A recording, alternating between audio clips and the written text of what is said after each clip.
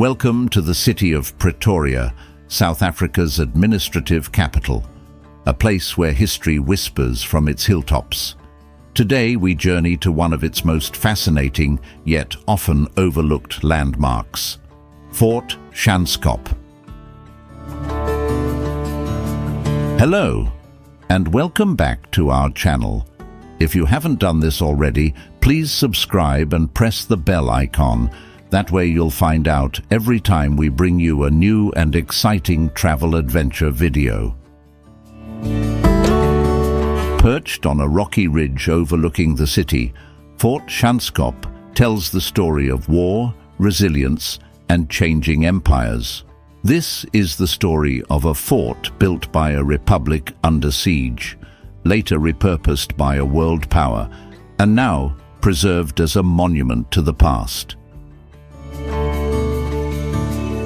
The late 19th century was a time of tension in southern Africa. The discovery of gold on the Witwatersrand in 1886 transformed the region overnight. The once quiet South African Republic found itself caught between economic boom and British imperial ambition. President Paul Kruger knew conflict with the British Empire was inevitable. To defend Pretoria, the capital of South Africa, he commissioned the construction of 4 defensive forts. Fort Schanskop was among them.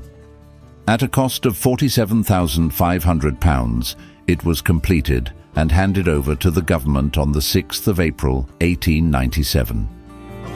It was strategically placed to cover the northwestern approaches to the city. The name Schanskop translates roughly to hilltop with a protective wall, a fitting title for a sentinel of stone.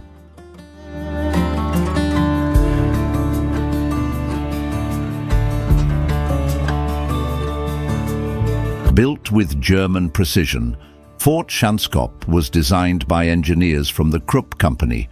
Yes, the same company famous for its artillery. The Republic of South Africa turned to German expertise to avoid relying on British contractors.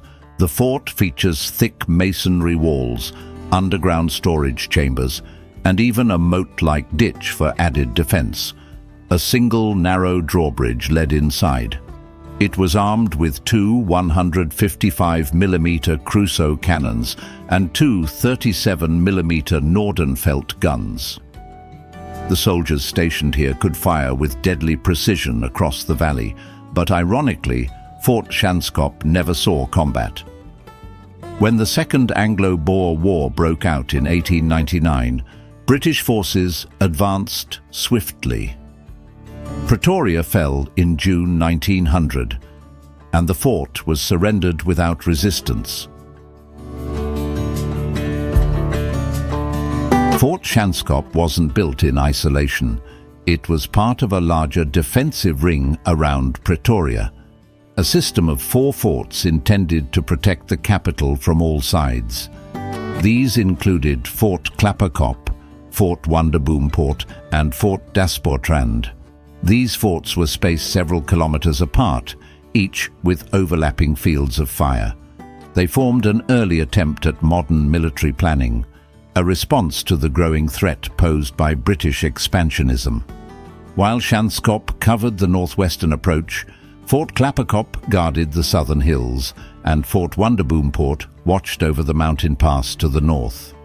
Fort Daspoortrand, the most remote, kept an eye on the western routes.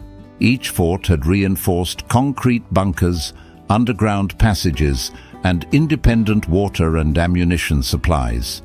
They were meant to hold out even if the city fell, an echo of the European fortification philosophies of the time.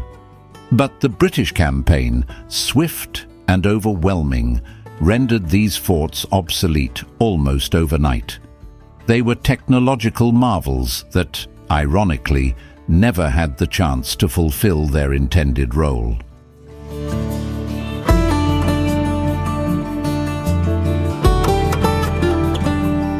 With the city under British occupation, Fort Schanskop changed hands. The Union Jack now flew where the Vierkleur once waved. The British used the fort for barracks and observation, but saw little need for its defensive role. As peace returned, Fort Schanskop slowly faded into obscurity. Over the decades, it became a relic of a war few wished to remember, overgrown and largely forgotten. But history has a way of resurfacing.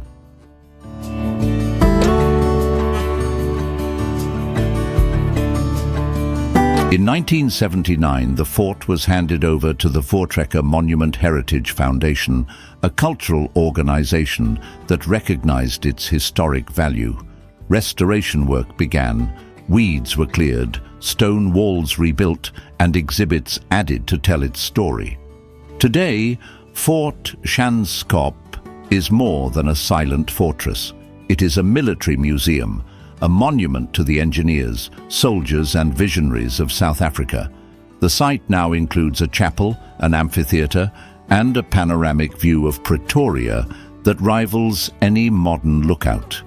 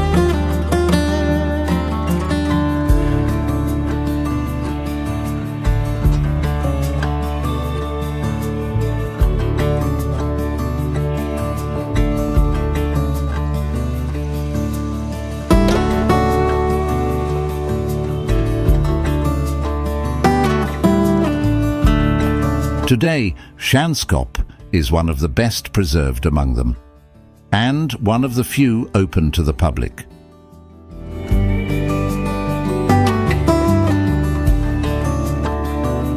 Fort Schanskop may not have fired a single shot in anger, but it remains a powerful symbol of preparation, of strategy, and of the lengths a young republic went to protect its sovereignty.